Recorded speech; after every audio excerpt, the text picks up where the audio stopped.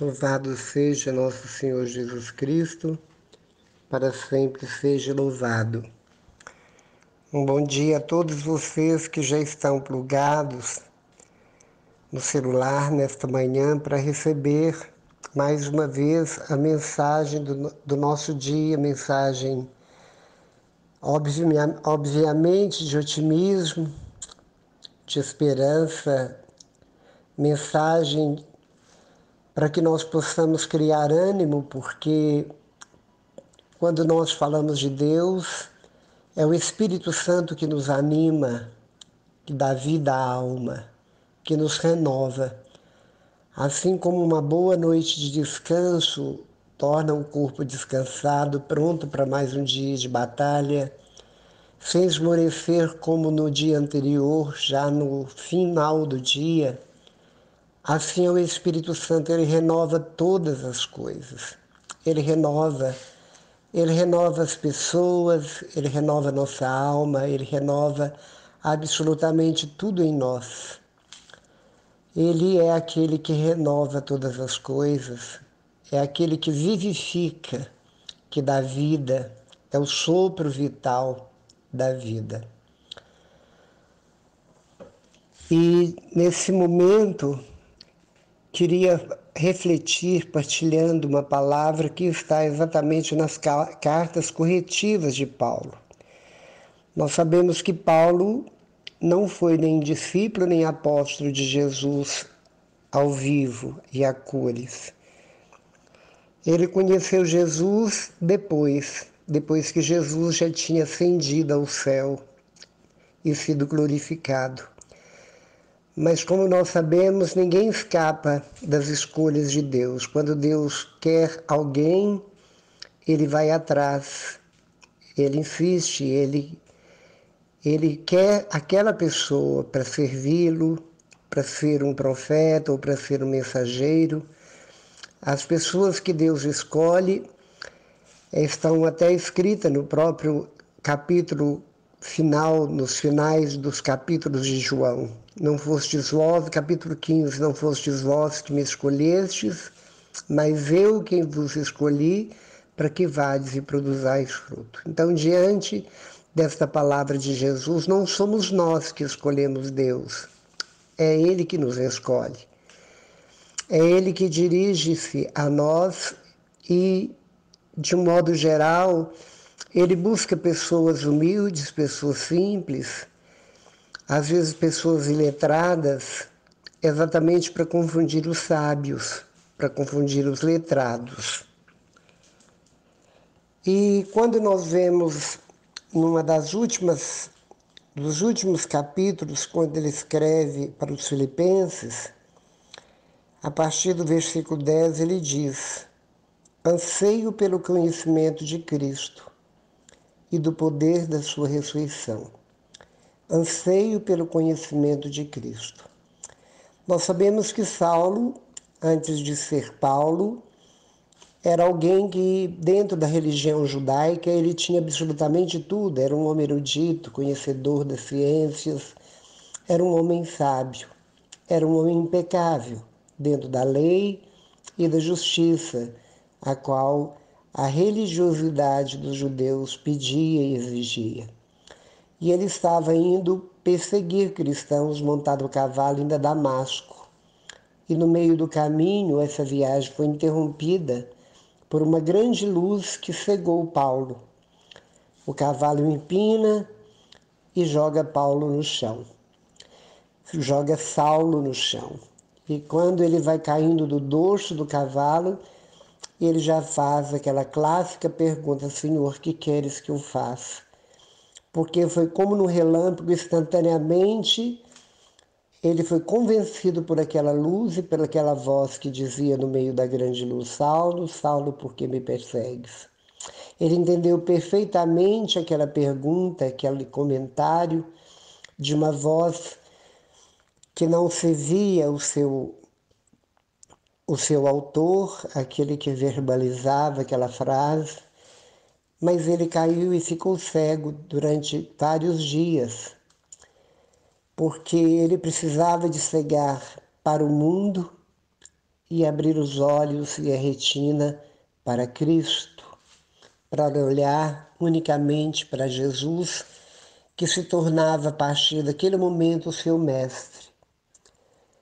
E é tão interessante que ele não conheceu Jesus pessoalmente, não teve o contato físico com Jesus como todos os outros 12, e, no entanto, ele foi um dos maiores apóstolos da história cristã. Ele foi aquele que deu vida à igreja, ele foi aquele que mais viajou, sofreu, passou fome, penúria, sacrifícios, e ele se tornou tão apaixonado por Jesus que ele era um homem incansável, redigindo cartas para as comunidades fundadas por ele em vários lugares, extrapolou limites, foi além com toda ousadia, pregava com intrepidez. No início da sua carreira apostólica, muitos tinham medo dele porque sabia da sua fama, até que ele os convencia de que estava do lado dos cristãos, e assim ele morre no martírio no final da sua vida, mas morre feliz, porque ele serviu a Jesus, seu Senhor. E tudo por um encontro pessoal com Jesus. As escamas que estavam nos seus olhos, que foram caindo para que ele tivesse uma nova visão, muitas vezes nós a temos no coração. Escamas que cobrem nosso coração como algo impermeável, que não deixa que o líquido da graça penetre no nosso coração. E é preciso descamar o coração, muitas vezes, a nossa alma, para que nós possamos possuir a verdadeira sensibilidade, para que nós possamos possuir a verdadeira caridade, para descobrir a nossa verdadeira humanidade e assim para ter um coração semelhante ao coração de Jesus, manso, humilde, santo, obediente, um coração largo, um coração, embora sendo pequeno, absolutamente comporta toda a humanidade de todo tempo e lugar. E quando Paulo fala que anseia pelo conhecimento de Jesus, a gente percebe que nós, seres humanos, em todo o tempo da história, a massa em si, que muitas vezes se anuncia como cristão, como católico, apenas dizem ser, apenas propagam ser, praticando a religiosidade cristã católica, cumprindo os deveres, mas dentro de os deveres tão pequenos que uma missa por semana, uma hora apenas no domingo, rezar se der tempo, comunhão e confissão, muitas vezes só por ocasião da Páscoa. E assim nós vamos vivendo dentro da nossa zona de conforto e vamos querendo conhecer um pouquinho de tudo, saber das notícias que proliferam, que multiplicam e que entram dentro de nossas casas, invadindo como lama, como uma casa que é invadida por lama, quando desmorona-se morros, montanhas, barrancos, e vemos tanto na televisão no tempo das chuvas, que matam pessoas, o barro, a lama invade, cobrindo casas, matando pessoas. E da mesma forma,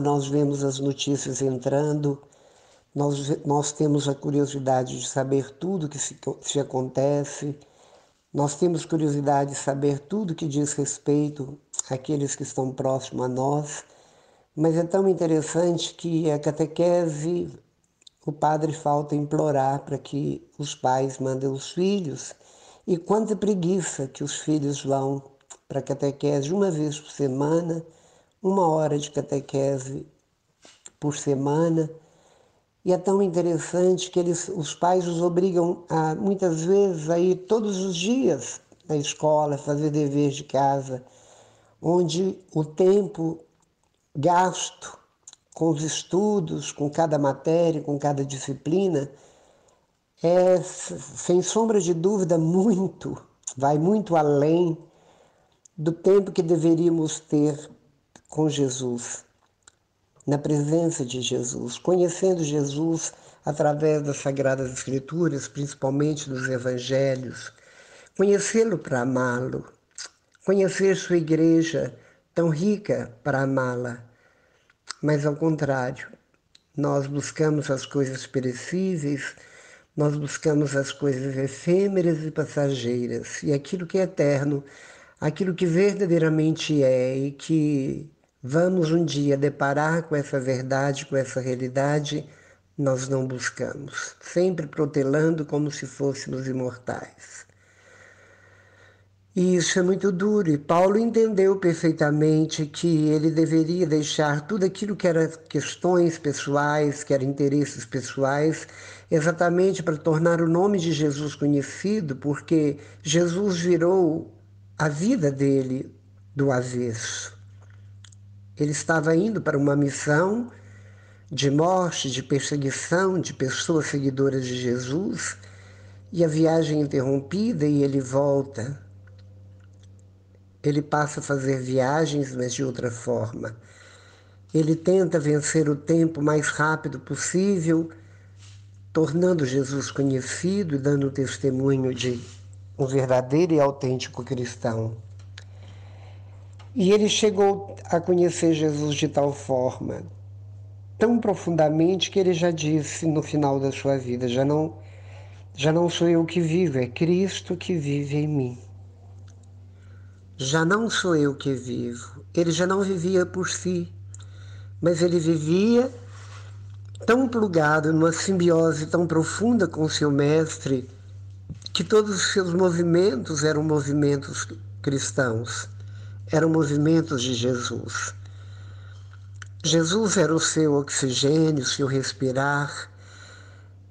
O amor e o zelo pelas coisas ditas por Jesus, pela vida de Jesus, por aquilo que o assombrou tanto a caminho de Damasco e por toda a história ouvida pelos outros apóstolos. Em tudo ele acreditou e deu ênfase de uma forma sublime, gigantesca, revolucionando o mundo, grande parte da Ásia e por aí afora. E nós, muitas vezes, queremos nos autoconhecer através de análise, buscando terapias com psicólogos, com profissionais da área. Muitas vezes lemos livros de grandes autores de best-sellers para nos autoconhecer, conhecer nosso temperamento. E eu digo para você, você não conseguirá jamais se você não conhecer o alto. É preciso conhecer o alto para que alto nos conheçamos. Porque quanto mais perto do alto, daquele que é autor da nossa vida, aquele que nos conhece com uma palma da mão e nos ama assim mesmo, com todos os nossos defeitos, porque ele não vê defeitos, nossos pecados, ele olha simplesmente a minha pessoa, a minha persona, né? Assim como quando ele me abraçou dentro da igreja e eu estava com cheiro de sensualidade, completamente, com aparência literalmente vulgar, pronto para o trotuar, pronto para a bebida, pronto para a droga e para tudo que a noite oferece, ele me abraçou como abraçou Paulo. Paulo caiu do cavalo, eu caí do meu salto, caí do meu orgulho, caí da minha vaidade, caí dos meus objetivos tão contrários, tão ao contrário, tão opostos aos critérios evangélicos. E é interessante que tudo aquilo que eu tinha como lucros, como glórias, falo como Paulo, tenho como esterco. Passei a ter como esterco porque abdiquei absolutamente a tudo aquilo que meus olhos viam até aquele momento e passei a ver o invisível, mas que era real. E já há 32 anos eu tento, de todas as formas, com todos os meus movimentos, na minha comunicação com qualquer pessoa, em todo lugar que eu esteja, declarar que sou cristão e que por ele eu quero morrer. Já morri para o mundo, mas por ele eu não me importo. A morte é para mim e ela me traz paz, enquanto que antes eu tinha terror, pavor, porque sei que o portal da morte é o portal onde vou encontrar com ele. Ele vem me buscar no portal quando eu fechar os olhos para este mundo.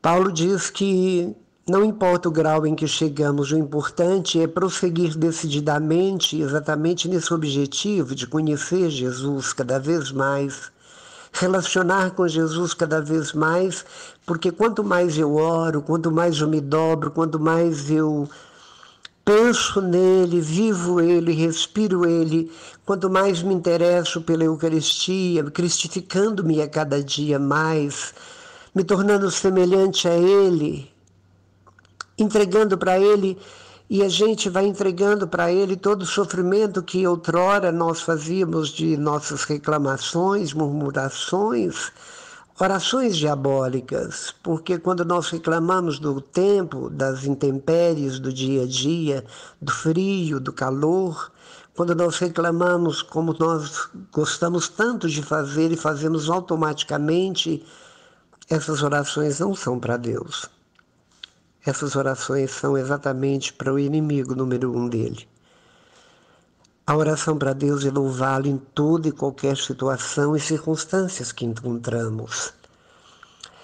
É colocar na cruz exatamente nossos sofrimentos para unir nossos sofrimentos ao dele e completar o que falta, como diz Paulo.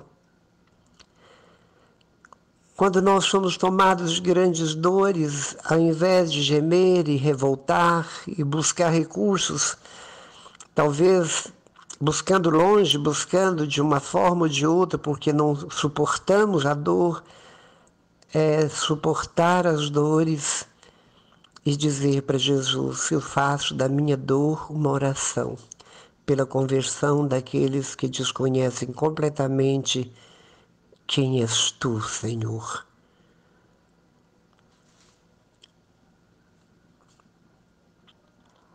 É preciso que o mundo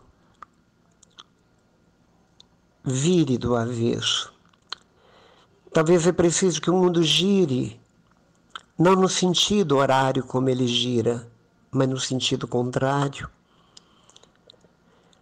Talvez nós precisamos de perder toda a pressa que temos, toda a ansiedade que nos desgasta, para ver as coisas acontecendo rápido, nós alcançando nossos objetivos rápido. Talvez seria necessário uma parada obrigatória, como nós tivemos agora há pouco tempo, globalizada pelo Covid. Mas mesmo assim as pessoas não suportaram e simplesmente voltar aos frenesi, a ficarem frenéticos como antes. Os bares andam cheios, as festas continuam, os carros estão em alta velocidade e tão difícil para a humanidade deslocada em busca exatamente daquilo que não perderam. Exatamente fazendo o quê? Correndo com pressa, brigando no trânsito para cair na cova mais cedo.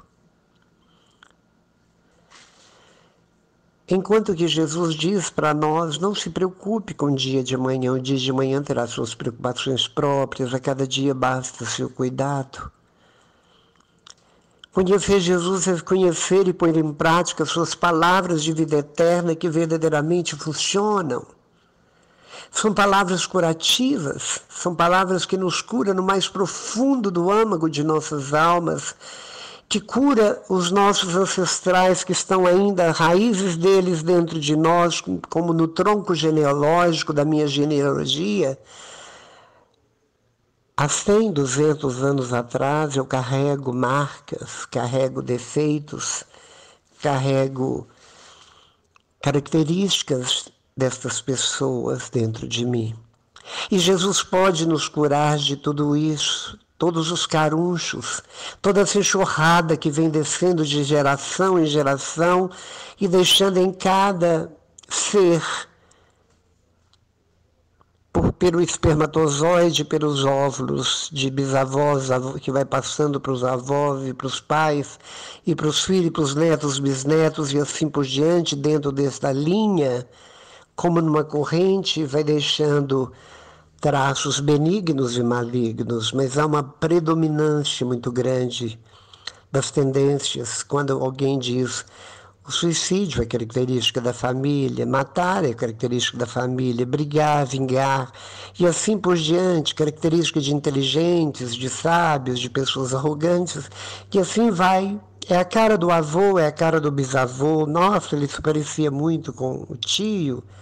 E assim nós sabemos dessa questão, enquanto que se tivermos Deus plugados na forma perfeitíssima que é o coração imaculado da Virgem Maria, onde o Espírito Santo nos forja e nos molda segundo o querer dele, nós seremos santos, e santos, já disse anteriormente, somos curados, são pessoas curadas absolutamente de tudo aquilo que os meus antepassados, na arrogância, aqueles que escravizaram os negros ou brancos, não importa, aqueles que matavam, vingavam, a questão do adultério tão acentuado em certa época, a luxúria, e vai por aí.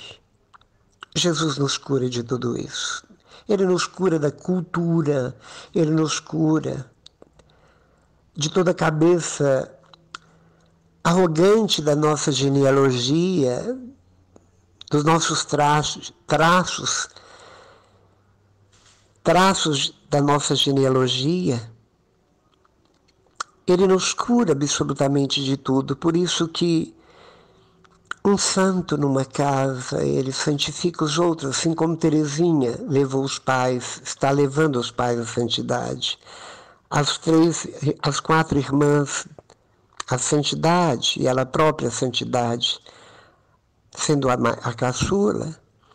E assim nós vemos tantos outros que iam para o convento ou ia seguir algum santo famoso da história e iam irmãos, iam às vezes um pai, uma mãe. E da mesma forma, para nós seguirmos Jesus é preciso conhecê-lo. Nós precisamos primeiramente procurá-lo, para depois segui-lo e depois ficar com ele. E ficando com ele, nós o conheceremos tal como ele é. E ele mesmo nos disse, aquele que crê verdadeiramente em mim, acredita em mim, fará milagres maiores do que eu faço. Por isso nós te pedimos agora, Jesus, que na sua incomensurável misericórdia, o Senhor olha para a humanidade tão perdida, a humanidade tão desnorteada, sem norte, sem bússola. O mundo cada vez mais tem mais rodovias, vias, caminhos, veredas. E é interessante, quando o mundo iniciou, não tinha nenhuma via, não tinha nenhum caminho, porque o mundo era todo um paraíso. Eu não precisava de deslocar do lugar onde eu estava para ser mais feliz. Hoje as pessoas acham que deslocando geograficamente serão mais felizes, que o dólar me fará mais feliz do que o real, que o euro é mais valioso do que o dólar. E, na realidade, tudo isso é balela. Tudo isso são simplesmente miragens. São coisas que nos dão momentos de um certo conforto, de uma certa falsa segurança, enquanto que aquele que não tem nada, mas que tem um conhecimento profundo da verdade única que é Jesus, ele é o mais rico do mundo. Seja rico em espírito, Seja rico em conhecimento da palavra, seja rico em conhecimento e amor à Santa Eucaristia, à Santa Missa, que é a rainha das orações.